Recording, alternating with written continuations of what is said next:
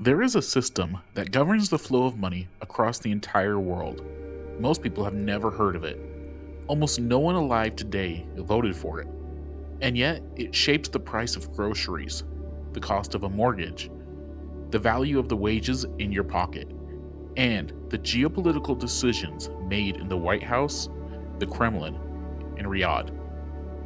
It was built in the 1970s, not by committee, not by international treaty, by two men in a room, one the US Secretary of State, one a Saudi prince, who understood that in the aftermath of the greatest monetary crisis America had ever faced, there was an arrangement that could save the dollar.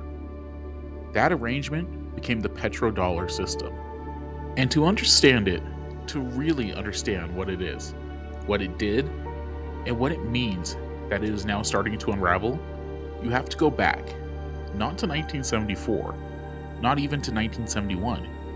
You have to go back to a July morning in 1944, in a small resort town in the mountains of New Hampshire, where 44 nations sat down and decided how money would work for the rest of the century.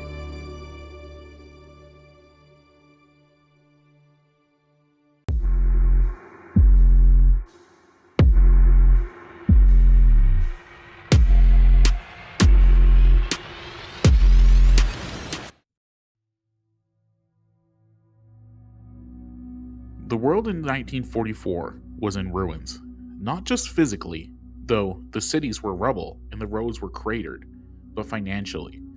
The 1930s had been defined by economic catastrophe, competitive disvaluation, collapsing trade, beggar thy neighbor policies that had deepened the Depression, and, many historians argue, made the Second World War more likely.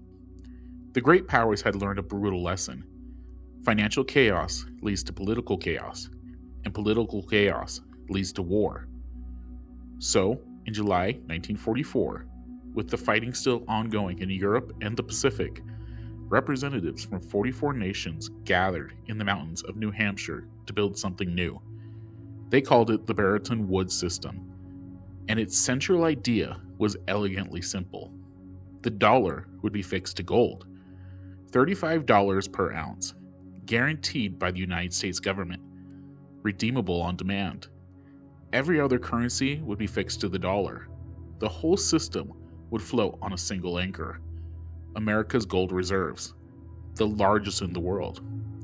The United States controlled 2/3 of the world's gold supply in 1944. The dollar was as good as gold, literally. It worked. For a generation, it worked remarkably well. The post-war economic boom, the Marshall Plan, the reconstruction of Europe and Japan, the explosion of global trade, all of it ran on a monetary system anchored to the dollar, anchored to gold, anchored to American credibility. But the system had a flaw baked into its foundation, a flaw that economists saw coming for years, a flaw that could not be fixed, only delayed. The problem was called the Trifton Dilemma, after Belgian-American economist Robert Trifton, who described it with uncomfortable precision in 1960. His argument was this: for Bretton Woods to work, the world needed dollars. Global trade ran on dollars. Foreign governments held dollars as reserves. The more the world grew, the more dollars it needed. But the more dollars America printed and spent into the world, the more dollars there were relative to the gold backing them. And the more dollars there were relative to the gold, the more fragile the promise became. The promise that any country could walk up to the window and exchange their dollars for gold at $35 an ounce. America was spending dollars it didn't have. The Korean War, the Vietnam War, the Great Society domestic programs. Hundreds of billions of dollars flowing out of the American economy and into the world.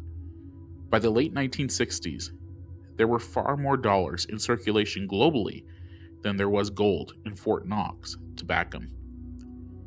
Foreign governments could see the math. France, always suspicious of American financial homogeneity, began demanding gold in exchange for their dollar reserves. Other countries started watching nervously. And then, in the summer of 1971, the run began. Britain requested $3 billion in gold from Fort Knox. Switzerland quietly left the Bretton Woods system. West Germany had already exited. The dollar was bleeding. Richard Nixon called his advisors to Camp David in August 1971 for a secret weekend meeting. The decision made in that room would change the global financial system forever.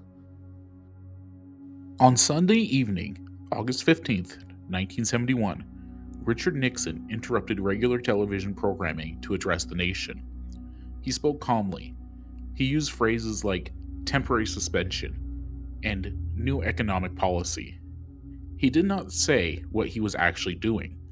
What he was actually doing was ending the Bretton Woods system, unilaterally, without consulting America's allies, who would wake up the next morning and find that the anchor of the global financial system had been pulled from the seabed overnight.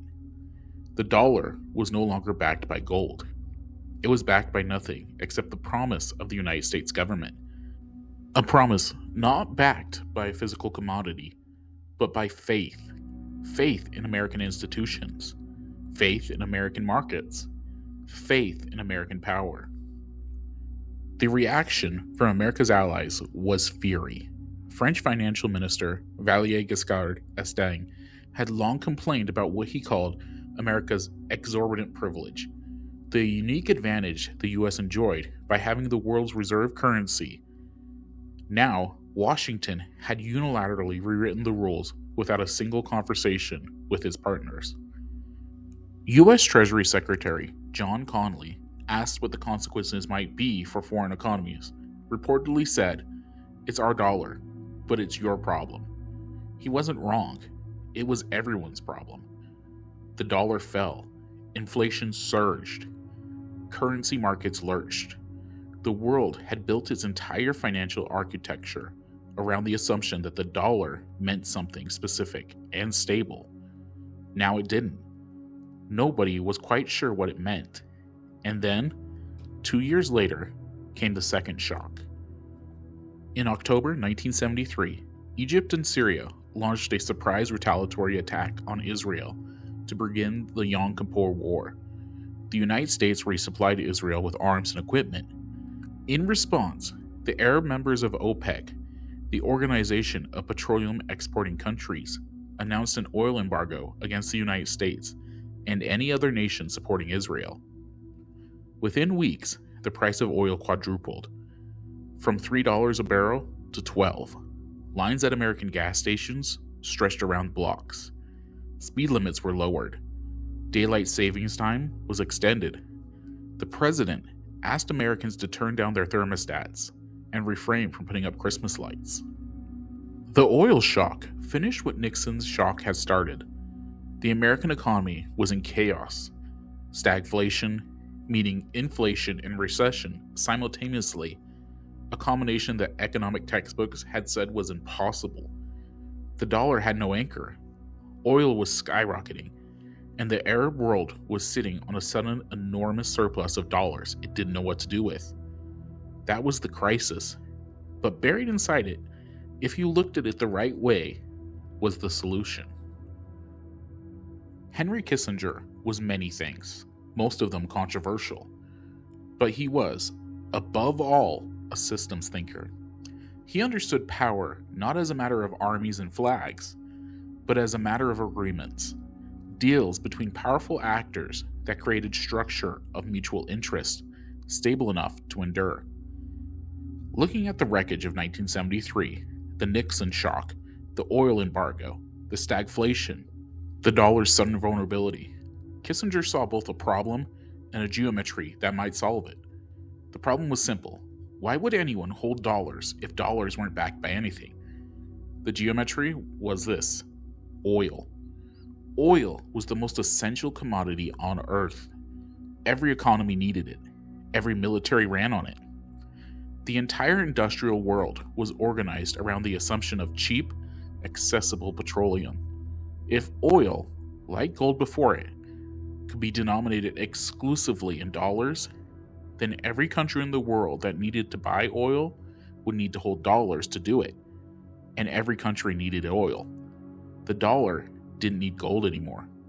It needed oil. In June 1974, Kissinger sat down with Saudi Crown Prince Fahd and senior Saudi officials in Washington. The agreement they reached, described in documents that remained classified until Bloomberg News obtained them through a Freedom of Information request in 2016, was straightforward in its logic, if extraordinary in its implications. Saudi Arabia would price its oil exports in US dollars.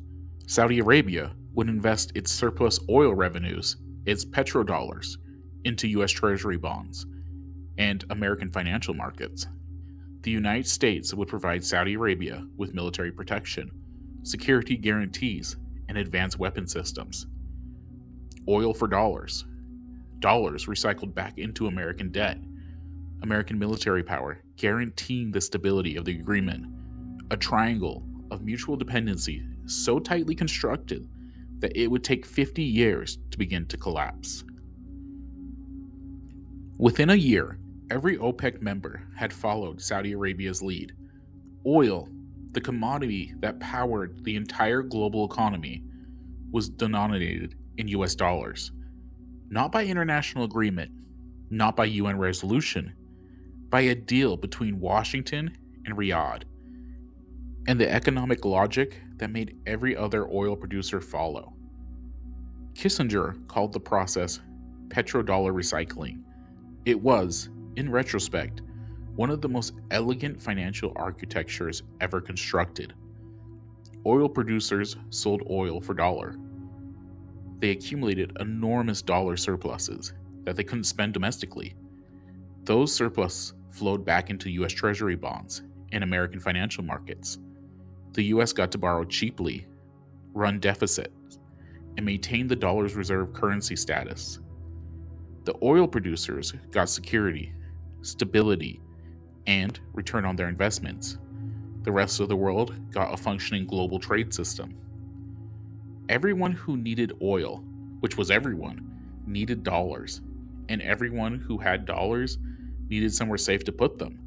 And the safest place in the world, backed by the world's largest economy and most powerful military, was the United States. The gold standard had been replaced, not with another physical commodity, with something more dependable: dependency. The French financial minister's phrase, exorbitant privilege, was intended as a criticism, but it accurately described something real. The United States, as the issuer of the world's reserve currency, could borrow money at lower interest rates than anyone else because the world needed to hold dollars.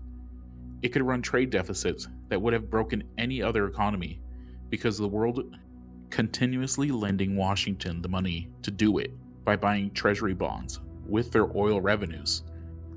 The petrodollar system gave the United States what economists call seigniorage at a global scale. It meant that America could, in a very real sense, pay for things with paper, and the world would take the paper because the paper was what you needed to buy energy.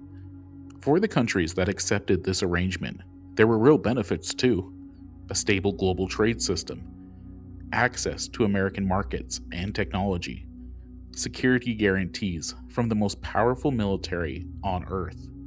The petrodollar system was not simply American exploitation of a captive world. It was a system of mutual dependency, one that happened to give the United States a structural advantage unlike anything in the history of global finance.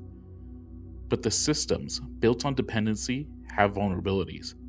The moment the dependency weakens, the moment alternatives appear, the moment confidence erodes, the moment the anchor starts to drag, everything downstream begins to shift.